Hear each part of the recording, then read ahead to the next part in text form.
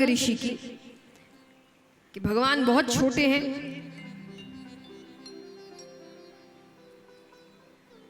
गर्ग ऋषि आते हैं उनके घर।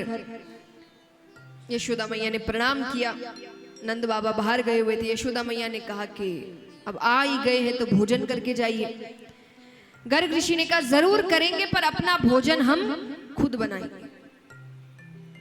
ठीक है, तो रसोई घर साफ करके दे दिया। सामग्री किस चीज की मंगाई? खीर की। उन्होंने खीर बनाई, एक पात्र में डाली। मंदिर तो तब भी होते थे, विष्णु भगवान के मंदिर है, तो मंदिर में गए, पात्र रखा। हे परम पिता परमेश्वर आरोगो भगवान आरोगो। बगल के कमरे में भगवान बैठे हैं। कृष्ण जी कहते हैं बलदाऊ भैया से कि लगता है मुझे बुला रहे हैं। तो भगवान चुपचाप जाते हैं और धीरे धीरे उसमें से खीर खाने लग रहे हैं। भगवान कहते ऋषि अभी आंख बंद रखना, अभी भोग लग रहा है। अच्छा एक बात बताइए, भगवान ने ये बात क्यों कही? क्योंकि उन्होंने जोर से तो कही नहीं होगी, कही होती तो ऋषि ने नेत्र खोल लिया होता। क्यों कही? हमें बताने को। हम भोग कैसे लगाते भगवान को? रोजाना जब आरती करते हैं तो भोग कैसे लगाते हैं? मैं बताती हूं। ये भोग है, रखा,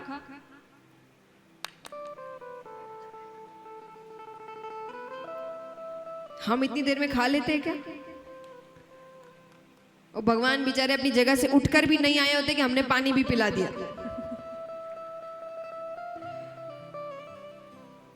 तो इसीलिए भगवान कह रहे कि थोड़ी देर तो नेत्र बंद रखो, कौन सा मुझे पूरा डब्बा खाना है, पर अगर भोग लगाने लाए हैं तो थोड़ी देर तो आंख बंद रखें हम।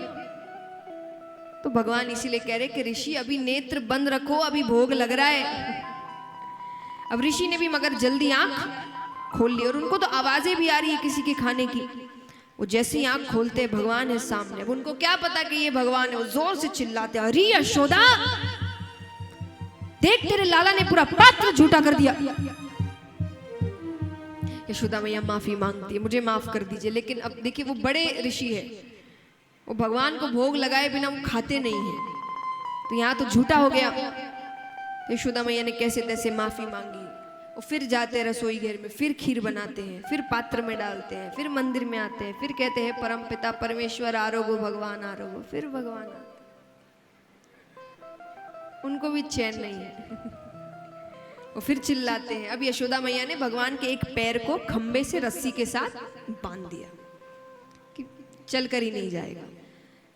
फिर रसोई घर में गए, फिर खीर बनाई, फिर पात्र में डाला, फिर मंदिर में आया। हे परम पिता परमेश्वर आरोगो भगवान आरोगो। अब देखिए भगवान रस्सी नहीं तोड़ सकते क्योंकि शक हो जाएगा कि बच्चे में इतनी ताकत कैसे आई। तो भगवान चलना शुरू करते हैं, रस्सी अपने आप बड़ी होती जाती है कि यशोदा मैया चिंता में पड़ जाएगी कहीं मैंने ही बड़ी रस्सी से बांधा हो। तो भगवान चलना शुरू करते और वो रस्सी लंबी होती जाती है। भगवान जाते फिर भोग लगा रहे। अब देखिए एक बारी खीर बनाना बहुत बड़ी बात होती है, सामने वाले ने 4 बार तो बना ली, किसको गुस्सा नहीं आएगा? तो इस बार उनको बहुत तेज गुस्सा आया, वो जोर से चिल्लाते हैं, बहुत यशोदा मैया को सुनाते हैं। अब वो यशोदा मैया पे चिल्ला रहे हैं, यशोदा मैया कन्हैया पे चिल्लाए। यशोदा मैया कहती कि एक बार कह दिया नहीं आने को बात समझ में नहीं आती। भगवान कहते मेरे पे ही बरज रही है। बरज रही है मतलब गुस्सा कर रही है, डांट रही है। कि भगवान कहते कि तू मेरे पे ही बरज रही है। अरे ऋषि मुझे बार बार बुलाए। ऋषि कहते मैंने कब बुलाया, मैं तो भगवान को बुला रहा हूं। यशोदा मैया कहती कि वो तो भगवान को बुला रहे। अरे भगवान कहते मैं ही तो हूं भगवान।